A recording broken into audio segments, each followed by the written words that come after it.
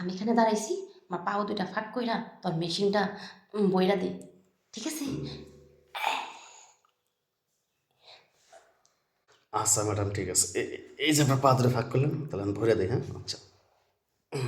তুই এখানে কি করস? হ্যাঁ, তোরে আমি কাজে রাখছি বেতন দিয়া যে তুই কাজ করবি, তুই কাজ ফাঁকি দিয়ে কি করস? হ্যাঁ, ম্যাডাম, এটা স্যার, আমি তো আপনার কাজ করি। কি কাজটা করস ক? ওই যে ওই জায়গায় দেখি বালতি করে রইছে, ওই জায়গায় দেখছি গাছে পানি দেওয়া হয় নাই, তুই কি এমন কি কাজটা করস আমার ক? আপনি একটা কথা কইলেন, গাছে পানি এখন দেয় নাই কেটা গেছে, পানি দিছি, রোদ বেশি, এর লেগে পানি শুকিয়ে গেছে।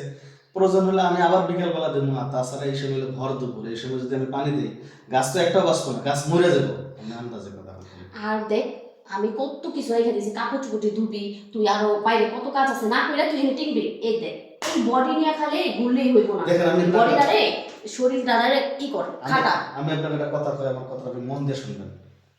আমি বাইরের চাকর, তাই বলে এই না যে আপনার কাপড় ধুতে ধুতে যে আপনার এই যে ছোট ছোট কাপড় চোপড় গুলা এইগুলো আপনি আমার দিতে পারেন। সেদিনকে থেকে আপনার ছোট কাপড়ের মধ্যে কিসের এই যে লাল লাল মুরগি জবাই করলে যেমন ওই রকম জিনিস আপনার। আস্তে কো আস্তে কো।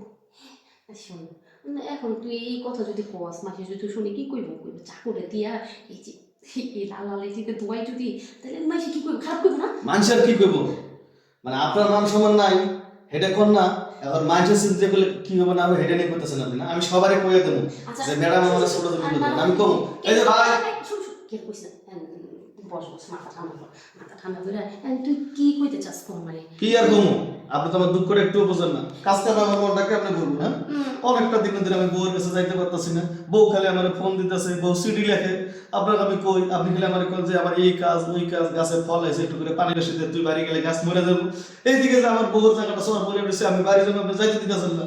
দুঃখ বোঝেন গরিবের। দেখ, একটা কথা কই, শুন, কাঁদিস না। আমি আর করবো না তোর এরকম করে, তখন আমার ভুল হয়ে গেছে। এখন তোর ভাই তো থাকে অফিসে সব সময়, বুঝছস? মনে কর সময় দেয় না আমারে। আমি তো চাই যে এইটা, মনে কর তোরও বউ বাড়িতে, তুই যাইতে পারিস না, আমিও না খাওয়া, আমারও ওইটা পাইতাছি না। মনে কর তোর মনে দুঃখ আমার মনে দুঃখ এখন এক হয়ে গেছি।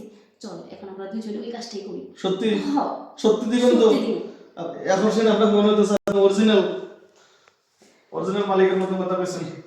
এই দেওয়াল দেওয়াল দেওয়াল সাক্ষী। দেওয়ালে ধরছি দে। আচ্ছা ঠিক আছে, দিলাম। ওদের ভাগ কর। দেখ, আমি এতদিন আমি তোর দেখেও দেখিনি। এখন মনে কর তোর শরীর তো না যেমন খাচ্ছা মারা, এই শরীর তো আমি চাইছিলাম। ইস, পারফেক্ট।